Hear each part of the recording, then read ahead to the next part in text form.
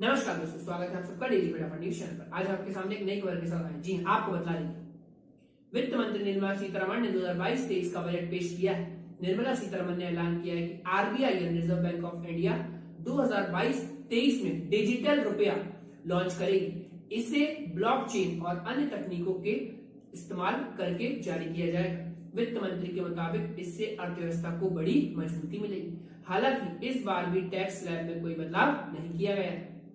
जी आपको बतला दें, वित्त मंत्री निर्मला सीतारमण ने मंगलवार को 2022-23 का बजट पेश किया। इस दौरान उन्होंने कहा कि यह बजट विकास का प्रोत्साहन देता है। उन्होंने कहा 2014 से हमारी सरकार गरीबी और हाशिए पर रह रहे लोगों को सशक्त बनाने में जुटी है। निर्मला सीतारमण ने ऐलान किया है कि सरकार ऑर्गेनिक खेती पर जोर देगी। इसके अलावा पीएम आवास योजना के तहत इस साल 60,000 घर और बनाए जाएंगे। साथ ही 60 लाख लोगों को सरकार रोजगार देगी। आइए जानते हैं निर्मला सीतारमण ने क्या कहा। कोरोना लहर से जूझ रहा है भारत, लेकिन हमारी अर्थव्यवस्था तेजी से उभर रही है। आगामी वित्त वर्ष में भारत की आर्थिक वृद्धि 9.2% रहने का अनुमान है। एलआईसी के जल्द आईपीओ आने की उम्मीद लगाई जा रही है। 25 साल की बुनियाद का बजट है। 60 लाख नई नौकरियां सृजित की जाएगी। 5 नदियों को जोड़ा जाएगा। महिला शक्ति के लिए 3 नई योजनाएं लाई जाएंगी। ई पासपोर्ट जारी किए जाएंगे। डाकघरों में एटीएम की सुविधा मिलेगी। नई कंपनियों के रजिस्ट्रेशन के नियमों को लेकर बदलाव किए जा रहे हैं। अब कंपनियों के रजिस्ट्रेशन तेजी से हो पाएंगे। 1486 कानूनों के निरस्त होने के बाद अब ease of doing business 2.2 launch किया जाएगा। 44,605 करोड़ रुपए की केन बेतवा योजना को चलाया जाएगा।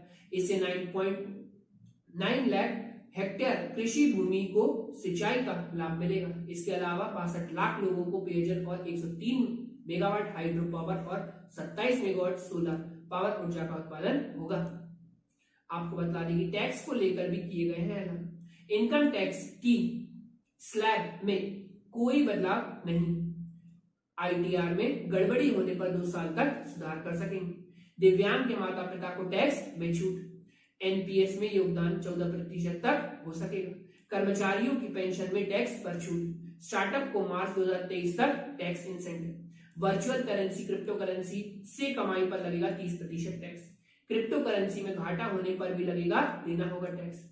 कॉर्पोरेट सरचार्ज 12% से घटाकर 7% किया जाएगा। तराशी और पॉलिश किए गए हीरो पर सीमा शुल्क घटाकर 5% किया जाएगा। ये सामान हो गया सस्ता। जी हाँ, आपको बतला दें, चमड़े का सामान, खेती के सामान, मोबाइल, चार्जर, हीरे की ज्वेलरी सस्ती होगी। दरअसल सरकार ने कुछ सामानों में कस्टम ड्यूटी घटाने का ऐलान किया है। इसके बाद डिजिटल रुपए लॉन्च करेगी आरबीआई यानी रिजर्व बैंक ऑफ इंडिया 2022-23 में डिजिटल रुपया लॉन्च करेगी। इसे ब्लॉकचेन और अन्य तकनीकों का इस्तेमाल करके जारी किया जाएगा। वित्त मंत्री के मुताबिक इससे अर्थव्यवस्था को बड़ी मजबूती मिलेगी। इसके बाद आपको बता दें, 80 लाख घर 3.8 करोड़ घरों में स्वच्छ जल का ऐलान किया। ग्रामीण और गहरी क्षेत्रों में 60,000 घरों की पीएम आवास योजना। जी हां, आपको बता दें कि ग्रामीण योजना के लाभार्थियों के रूप में पहचान की जाएगी। 2022-23 में पीएम आवास योजना के लाभार्थियों के लिए 80 लाख मकानों का निर्माण पूरा किया जाए। इसके अलावा 2022-23 में 3.8 करोड़ घरों में हर घर नल से जल योजना से जोड़ा जाए। इसके लिए 60,000 करोड़ रुपए जारी किए गए हैं।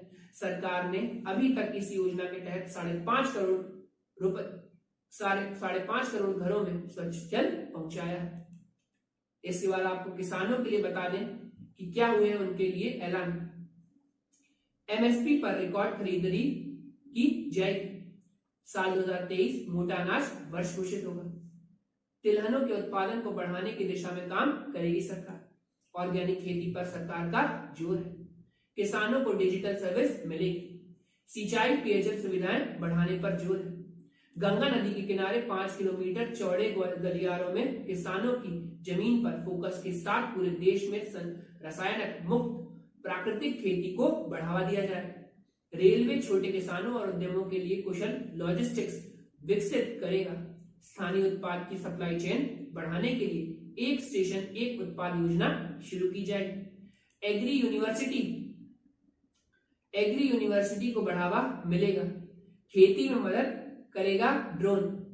किसानों की आय को बढ़ाने के लिए पीपीपी मोड में योजना शुरू की जाएगी।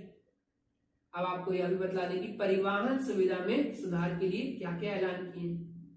3 साल में 400 नई पीढ़ी की वंदे भारत ट्रेन चलाई जाएंगी। 1 साल में 25,000 किलोमीटर हाईवे विस्तार पर 20,000 करोड़ रुपए होंगे खर्च। 8 नई रोपवे का निर्माण किया जाएगा। अगले 3 सालों में 100 पीएम गति शक्ति कार्गो टर्मिनल विकसित किए जाएंगे।